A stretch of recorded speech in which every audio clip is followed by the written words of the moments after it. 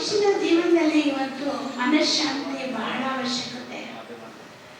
ಈ ಜಗತ್ತಿನ ಜಂಜಾಟಗಳು, ಪರಿಸ್ಥಿತಿಗಳು, ಆರೋಗ್ಯದ ಒಂದು ಅನಾರೋಗ್ಯದ ಅತಿ ಪರಿಸ್ಥಿತಿಗಳು, ಇದೆಲ್ಲ ಸಮಸ್ಯೆ ಆಗಿ ಎಲ್ಲರ ಮನಸ್ಸಿಗೆ ಅಶಾಂತಿ ತುಂಬಾನೇ ಆಗಿದೆ.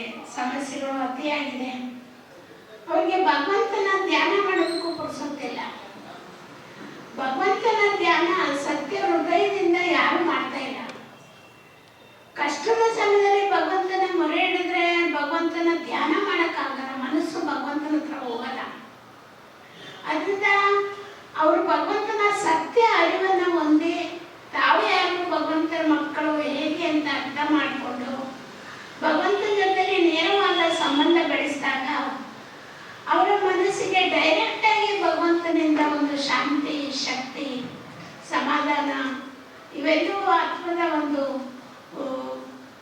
ಶ್ರೇಷ್ಠ ಒಂದು ಪ್ರಾಪ್ತಿಗಳು ಭಗವಂತನಿಂದ ಅವ್ರಿಗಾಗುತ್ತೆ. ಇಡೀ ದಿವಸ ಎಷ್ಟು ಸಾಧ್ಯವೋ ಅಷ್ಟು 5 ನಿಮಿಷ, 2 ನಿಮಿಷ, 3 ನಿಮಿಷ ಅವರ ಅಭ್ಯಾಸ ಮಾಡುವಂತ ಅರಿವನ್ನ ಆಧ್ಯಾತ್ಮಿಕ ಜ್ಞಾನದ ಮೂಲಕ ಅವರಿಗೆ ತಿಳಿಸ್ಕೊಡ್ಲಾಗುತ್ತೆ, ಕಲಿಸ್ಕೊಡ್ಲಾಗುತ್ತೆ. ಈಶ್ವರ ವಿಶ್ವವಿದ್ಯಾಲಯದಲ್ಲಿ 147 ದೇಶಗಳಲ್ಲೂ ಕೂಡ ಜಾತಿ, ಧರ್ಮ, ಭಾಷೆ, ಬಣ್ಣ, ವಯಸ್ಸು ಭೇದ ಇಲ್ಲದೆ ಪ್ರತಿಯೊಬ್ಬರಿಗೂ ಕೂಡ ಈ ಒಂದು ಆಧ್ಯಾತ್ಮಿಕ ಅರಿವಿನ ಮೂಲಕ ರಾಜಯೋಗವನ್ನ ಕಲಿಸ್ಕೊಡ್ಲಾಗ್ತಾ ಇದೆ. ಲಕ್ಷಾಂತರ ಜನ ಅಭ್ಯಾಸ ಮಾಡ್ತಾ ಇದ್ದಾರೆ. ಅದರಲ್ಲಿ ಇವತ್ತು ನಾವು ಮೈಸೂರಿನಲ್ಲಿ ಏನು ಏರ್ಪಡಿಸಿದೆ, ನಮ್ಮ ಮೈಸೂರು ಉಪವಿಭಾಗದಲ್ಲಿ 30 ಕೇಂದ್ರಗಳಿದೆ. ಮೈಸೂರು ಪ್ರಾಪರಲ್ಲಿ ಅಲ್ಲದೆ ಮೈಸೂರು ಜಿಲ್ಲೆ, 5 ಜಿಲ್ಲೆ, ಕೇರಳದ ಅರ್ಧ ಸ್ಟೇಟು, ಇಲ್ಲೆಲ್ಲ 10 ಜಿಲ್ಲೆಯ ಮೂಲಕ ಸೇವೆ ಮಾಡ್ತಾ ಇದ್ದೀವಿ. ನಾಳೆ 21ನೇ ತಾರೀಕಿಗೆ ಅಣ್ಣವ್ರು ಹೇಳಿದ ಪ್ರಕಾರ 10,000 ಜನನ ಕರ್ತಿದ್ದೀವಿ.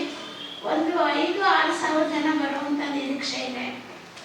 ಎಲ್ಲರೂ ಕೂಡ ಹೆಚ್ಚಿನ ಲಾಭ ಪಡ್ಕೊಳ್ತಾರೆ, ಮನಸ್ಸಿಗೆ ಶಾಂತಿ ಪಡ್ಕೊಳ್ತಾರೆ, ಪರಸ್ಪರ ಸಂಬಂಧ